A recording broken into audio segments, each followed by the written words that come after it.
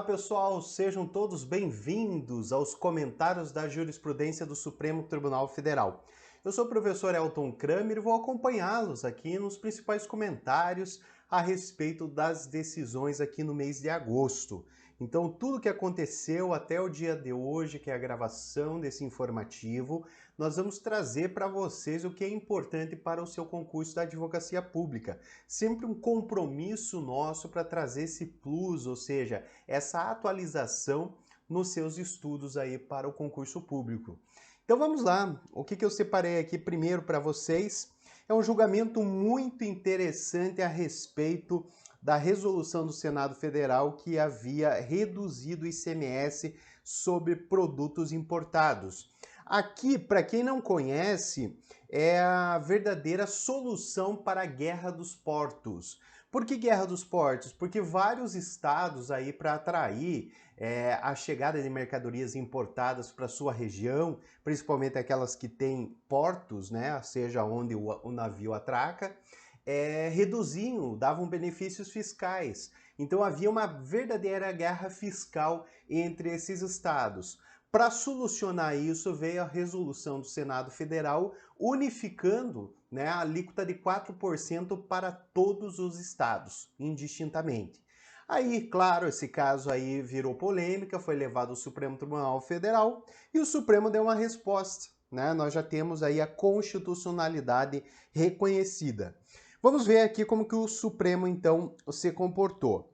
É constitucional resolução do Senado Federal que fixa a alíquota do Imposto sobre Circulação de Mercadorias e Serviços, que é o ICMS, aplicável às operações interestaduais com bens e mercadorias importados do exterior, né?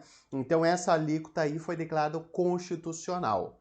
No inciso 2 do artigo 155 da Constituição, que guia toda a disciplina que segue em matéria de ICMS, há respaldo à cobrança do referido imposto nas operações interestaduais com bens e mercadorias importados.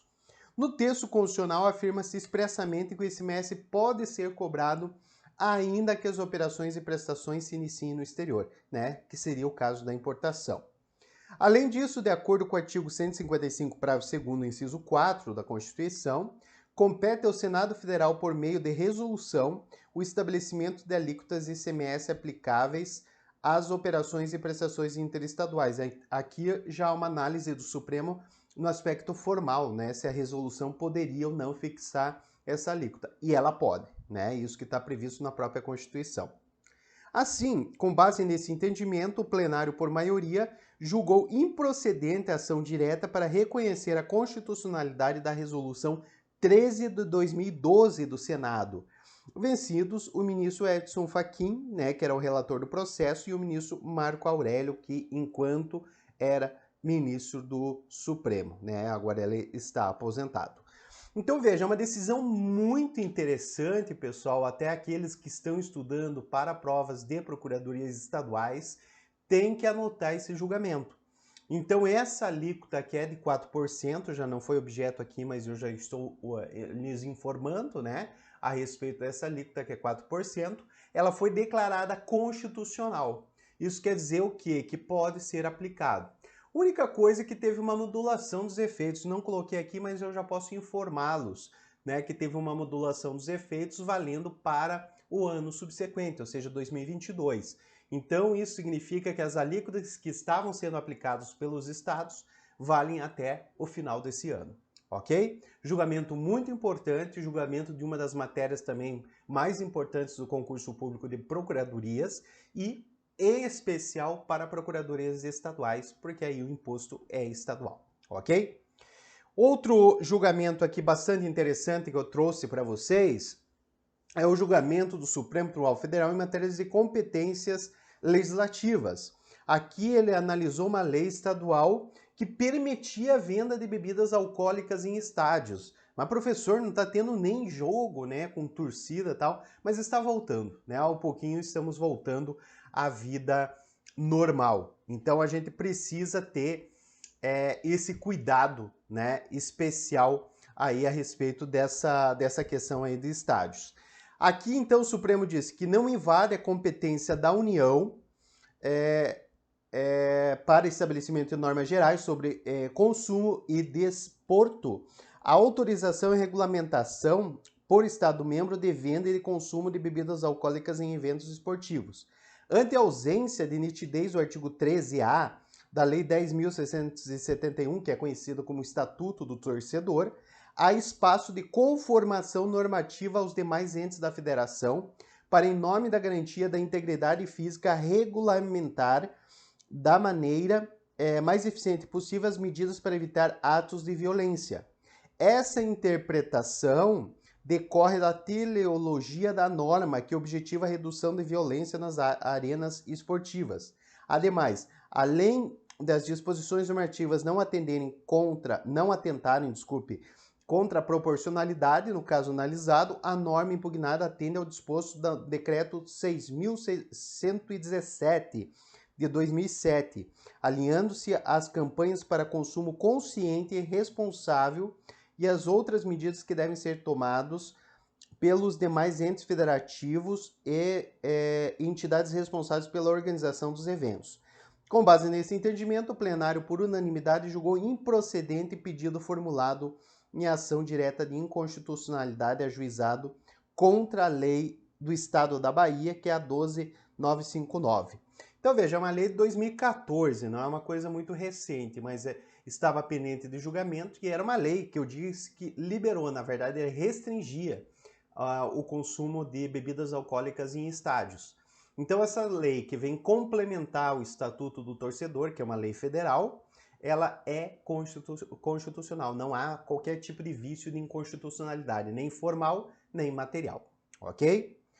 Outro julgamento aqui que eu trago para vocês, também referente aí à advocacia pública, só que essa aqui mais atinente à advocacia pública municipal, fala sobre a obrigatoriedade de instalação de hidrômetros, né, individuais em edifícios e condomínios. A competência que estava sendo analisado no tema 849 de repercussão geral, essa havia uma competência legislativa municipal. E veja, esse plano de competências, pessoal, eu sempre chamo a atenção dos alunos, principalmente aqueles que estão estudando para provas da advocacia pública, porque costuma cair muito, e principalmente sobre aquele ente federativo que você esteja prestando concurso. Ou seja, você está prestando um concurso para a Procuradoria Municipal, fique muito atento a competências do município, que você encontra na Constituição Federal, de uma forma literal, e outros são casos concretos que que estão sendo julgados pelo Poder Judiciário, em especial esses casos aqui julgados pelo Supremo Tribunal Federal, né? Agora, se você está fazendo Procuradoria Estadual ou Federal, aí você vai ter que ver o que é pertinente ao seu ente federativo, né? Que costuma cair muito sobre isso. E quando você fala com provas EPGMs, né, Procuradorias Municipais, é muito comum você ter essa divergência do que o município pode fazer ou não, questão de saneamento básico, é competência estadual, municipal, e normalmente colocar em casos concretos, onde há uma divergência entre leis estaduais e municipais e perguntando ao candidato qual deve prevalecer naquele caso concreto. Então, muita atenção a isso, principalmente para vocês, ok? Nesse caso aqui, então, no tema 849, o Supremo Tribunal Federal fixou a seguinte tese: compete aos municípios legislar sobre a obrigatoriedade de instalação de hidrômetros individuais nos edifícios e condomínios, em razão do preponderante interesse local envolvido. Então veja, aqui primeiramente você vê o conceito de interesse local.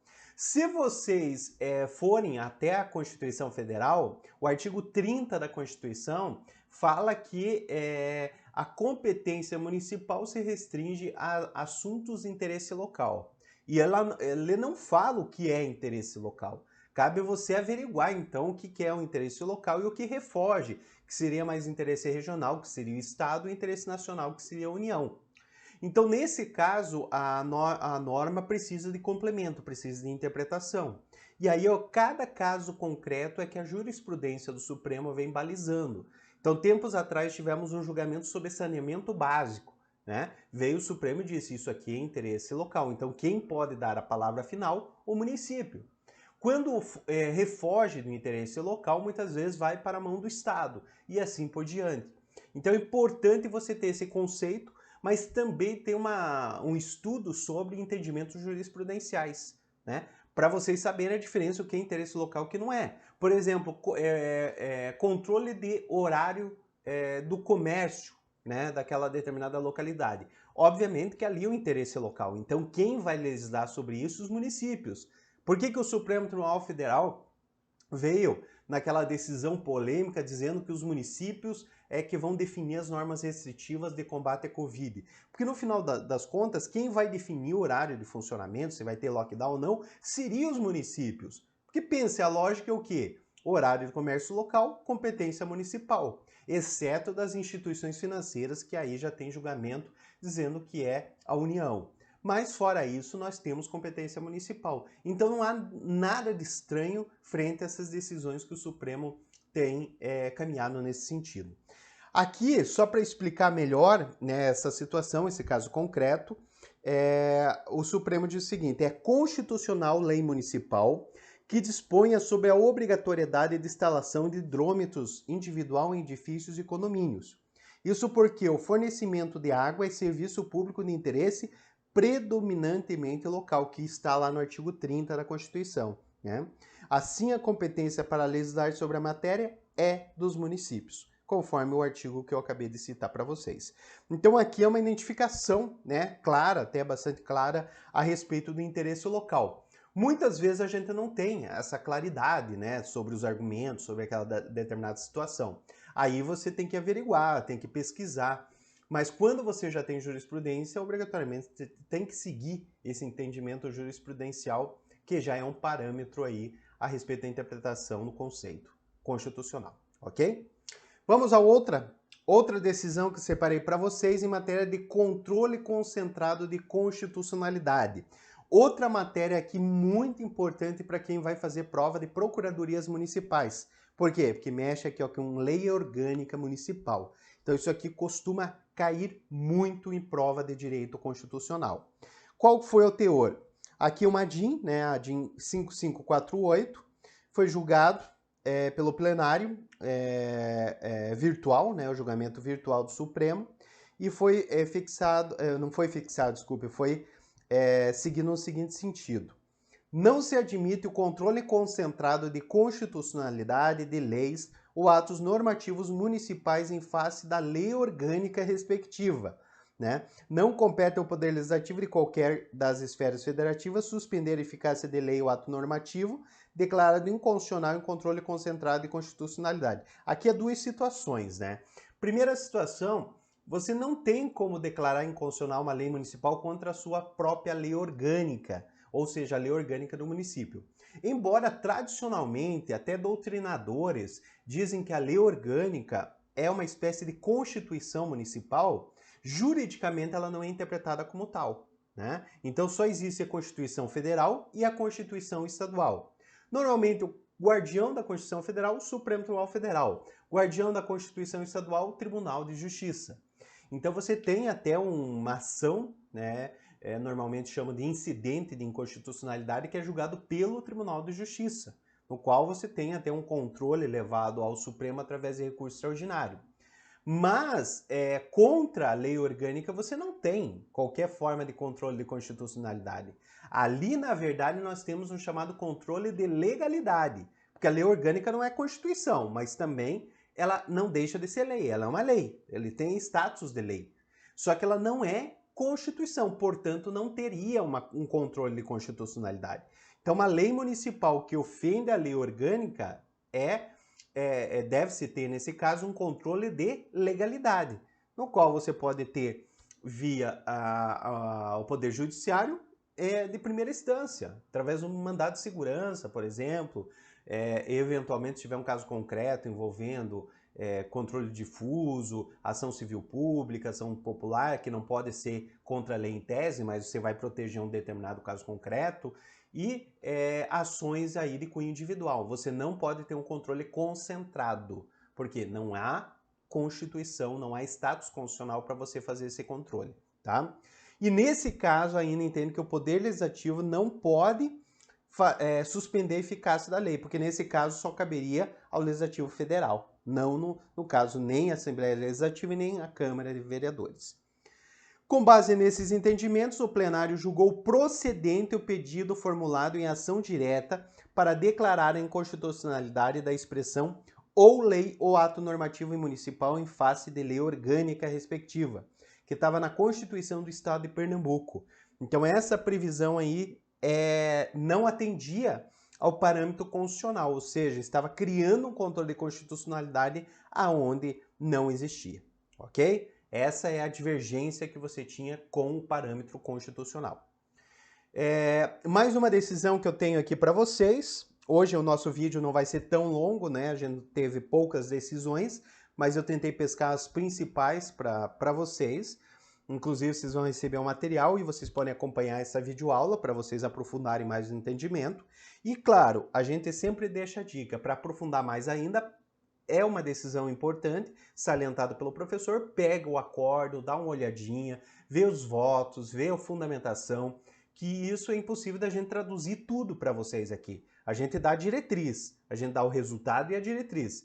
Mas, claro, para um aprofundamento maior, fica a dica para vocês lerem os votos, né? Aqui a gente leva o que mais ou menos preponderou no julgamento e o julgamento em si, né? Mas, claro, isso depende do aprofundamento seu. Nesse caso aqui, também controle de constitucionalidade através da ADIM, né, 1057, fala-se sobre a vacância e eleição indireta para governador e vice-governador. Veja, uma matéria importante, né, os dias de hoje, falar de competência legislativa e direito eleitoral. Nesse caso aqui, o Supremo diz que os Estados-membros, no exercício de suas autonomias, podem adotar o modelo federal previsto no artigo 81, parágrafo 1º da Constituição, cuja reprodução, contudo, não é obrigatória, né? Então veja que o entendimento é interessante porque normalmente nós temos uma reprodução obrigatória de mecanismos e de procedimentos previstos na Constituição Federal que deve ser repetida pelos estados, né, nas constituições estaduais. Nesse caso, o caso de vacância e eleição indireta de governador, não é obrigatória, embora possa ser repetida. Os Estados-membros não estão sujeitos ao modelo consubstanciado no artigo 81 da Constituição, abrindo-se desse modo a possibilidade de disporem normativamente com fundamento em seu poder de autônoma deliberação de maneira diversa. No caso de dupla vacância, faculta-se os Estados-membros, ao Distrito Federal e aos municípios a definição legislativa do procedimento de escolha do mandatário político. No caso de realização de eleição indireta, a previsão normativa estadual de votação nominal e aberta é compatível com a Constituição Federal. Então, nesse caso aqui, entendeu-se que o ente federativo, o Supremo entendeu, que o ente federativo pode estabelecer uma condição diversa no caso de vacância do governador e vice-governador. Então não precisa obrigatoriamente seguir o plano federal, até porque lá você tem como representante na ordem de sucessão o presidente da Câmara de Deputados, né? Depois o presidente do Senado, o presidente do Supremo. Mas nesse caso, diante da vacância, você não precisa seguir, até porque você não tem Câmara de Vereadores, Câmara de Deputados, nem Senado. Você vai ter Assembleia Legislativa de Deputados, né? Então, você pode estabelecer uma forma diversa e não precisar repetir obrigatoriamente a federal. Mesma coisa se aplica aos municípios. Eles têm autonomia para estabelecer formas diversas. Outra decisão aqui interessante que eu trago para vocês é a respeito da reclamação.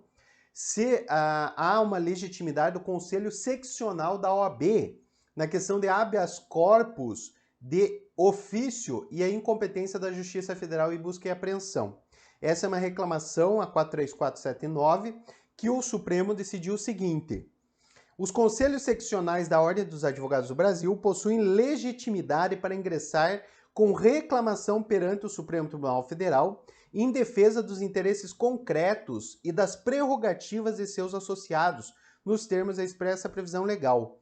Diante de flagrante ilegalidade, é possível a concessão de habeas corpus de ofício em sede de reclamação constitucional, nos termos do artigo 193 do Regimento do STF, e do artigo 654 do Código de Processo Penal.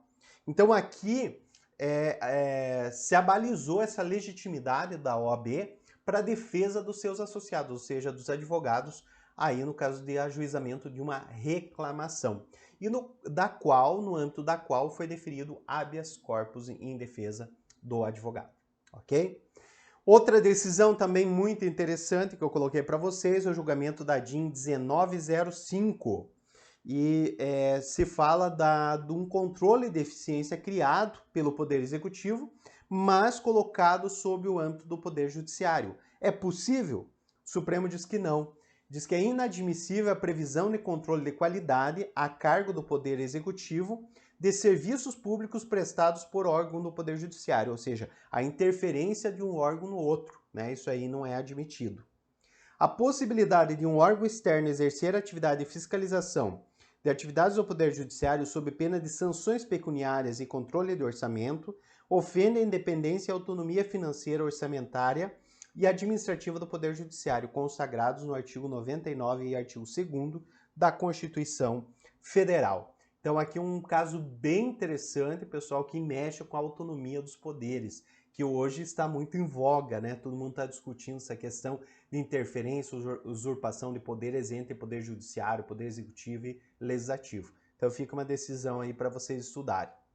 Temos aqui uma decisão também bem interessante que saiu na mídia. Isso aqui eu não tirei dos informativos do Supremo. Mas é uma decisão também interessante porque vai mexer na matéria principalmente previdenciária, né? Isso cai tanto para PGE como PGMs. Aqui, o Supremo diz o seguinte: os ministros já haviam decidido em outro julgamento que não é possível reconhecimento de uniões estáveis simultâneas para rateio de pensão. Em plenário virtual, os ministros do Supremo decidiram que uma mulher que viveu por 3 anos uma relação de concubinato não tem direito à pensão por morte do homem. Por maioria, os ministros fixaram a seguinte tese: é incompatível com a Constituição Federal o reconhecimento de direitos previdenciários, que no caso era pensão por morte, a pessoa que manteve durante longo período e com aparência familiar união com outra casada, porquanto o concubinato não se equipara para fins de proteção estatal a uniões efetivas resultantes do casamento e da união estável. Então, uma coisa é a união estável e o casamento oficializado e a união estável como uma união de fato.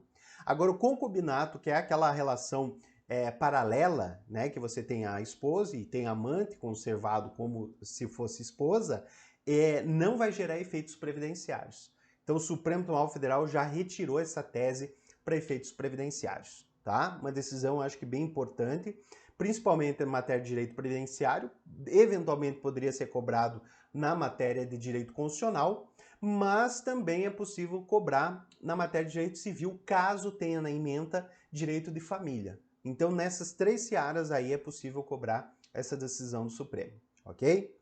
Outra questão que veio aí na mídia, também retirei para colocar para vocês, é quando o Supremo reafirmou o entendimento que impede ICMS nas operações com softwares, né? Vocês sabem, até no informativo passado eu comentei que o Supremo aí ficou pendente de julgamento, vindo ao mês passado julgar que sobre a confecção de softwares não incide o ICMS, mas sim o ISS, que é o Imposto Municipal, porque ali há uma preponderância da obrigação de fazer, né, uma atividade intelectual. Então, no caso, não seria uma mercadoria para fins tributários, e sim uma prestação de serviço. Então, no caso de software, não tem mais aquela diferença entre o software de prateleira e o software confeccionado sob encomenda. Hoje, software é ISSQN, né? E aqui o Supremo veio reafirmar isso, né? Em julgamento virtual, ao analisar a ação contra leis do Estado de São Paulo, o plenário do STF decidiu que é inconstitucional a incidência do ICMS sobre o licenciamento ou cessão de direito de uso de programas de computador, né? Os ministros reafirmaram o entendimento que foi tomado nas ADINs 1945 e 659, que fixaram o ISS sobre o uso de softwares, tá? Um julgamento bem importante, pessoal, e basicamente aqui a gente fecha, então, esses comentários dos julgamentos do Supremo Tribunal Federal no mês de agosto, né? Tivemos bons julgamentos, né? Eu prometi que o vídeo não ia ser tão longo, mas acabou quase que parando aos demais. Mas é importante que aqui eu passei para vocês os principais julgamentos, aquilo que é importante para o seu concurso público. Espero ter ajudado vocês. No mais, bons estudos e até o próximo mês com mais novidades do Supremo Tribunal Federal. Um grande abraço.